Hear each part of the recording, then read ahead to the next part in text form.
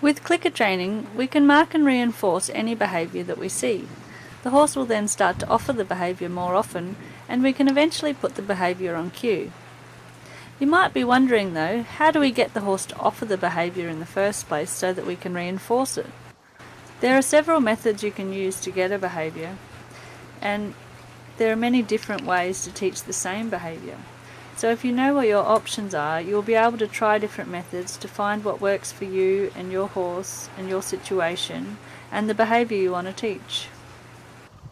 Capturing is when we mark and reinforce a behaviour that happens naturally.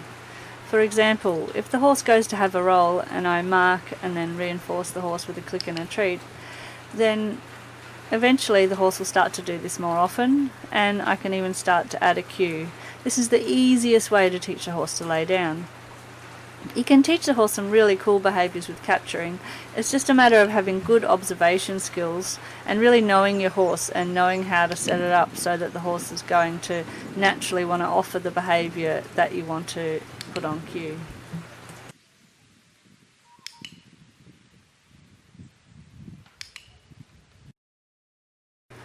Luring is when we use something the horse wants to get them to offer a behaviour. Usually luring means using food.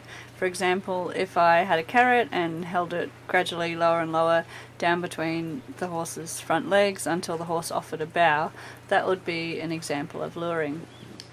In this example here, I'm using the food to get this very scared, worried horse to approach me and touch my hand to initiate the contact.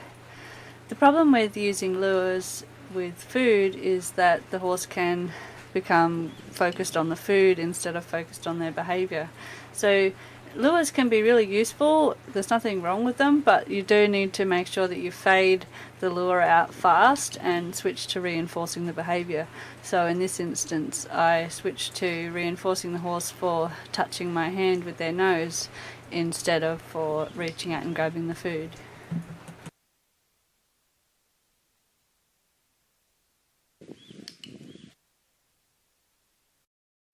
Targeting is basically getting the horse to touch a specific object with a particular part of their body.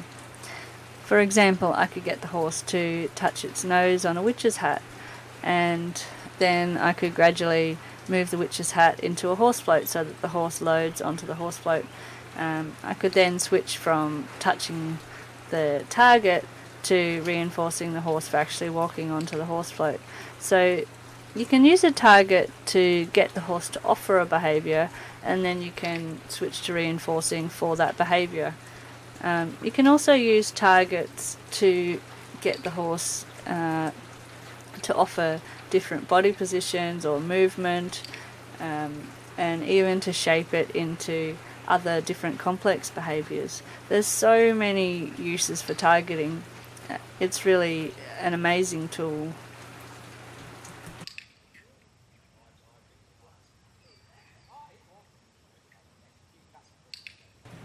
In this example, I'm using the nose target. I'm getting this horse to touch her nose on the target, and then I gradually move the target closer towards the ground so that I could elicit the head lowering response. And then once I had her lowering her head to the ground, touching the target, I then switched to reinforcing her for putting her head down. And once you've got the behaviour happening, you can then put it on cue. So you can use the target to get the horse to offer a behaviour, and then you can fade out the target and reinforce the behaviour.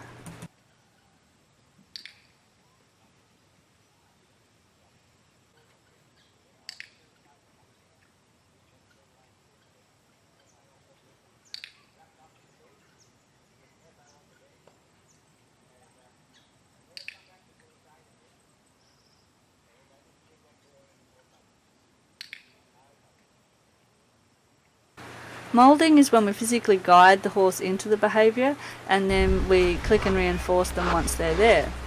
So for example, if I physically pick up the horse's foot and then hold it up near its elbow until the horse holds still and then click and reinforce the horse, this would be an example of moulding. I don't really tend to use moulding much and I wanted to show this on the video as an example of what moulding is, because some people do use it and it's good to understand it.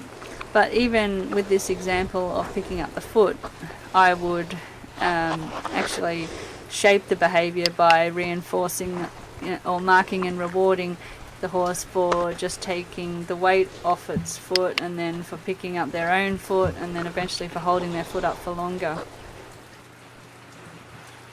Another way we can get the horse to offer a behaviour is through combined reinforcement. This is when we use the negative reinforcement, such as the pressure release on the halter, in combination with the positive reinforcement of the click and the treat. So for example, I could use a very light downward pressure on the horse's halter, and as soon as the horse put its head down, I could click, release the pressure on the halter, and then give the horse a treat. This gives the horse two reasons to do the behaviour: to get the release of pressure and also to get the food reward. Using the positive and the negative reinforcement together means that you really don't need to use very much pressure at all.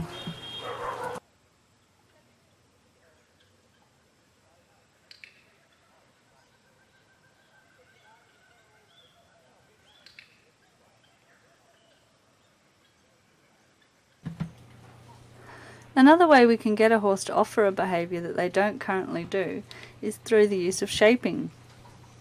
Shaping is when we start by reinforcing the horse for a very basic behaviour that they will offer, such as sniffing the bridle. We then get lots of repetitions until this behaviour is consistent, and then we raise the criteria for a click by withholding the click and waiting for them to do something slightly improved or slightly better. The key to shaping is to do lots of repetitions at each stage and to use a high rate of reinforcement. So that means raising the criteria in small enough stages that the horse continues to be successful. If the behaviour deteriorates, go back to a stage where the horse was successful and try to build more gradually from there.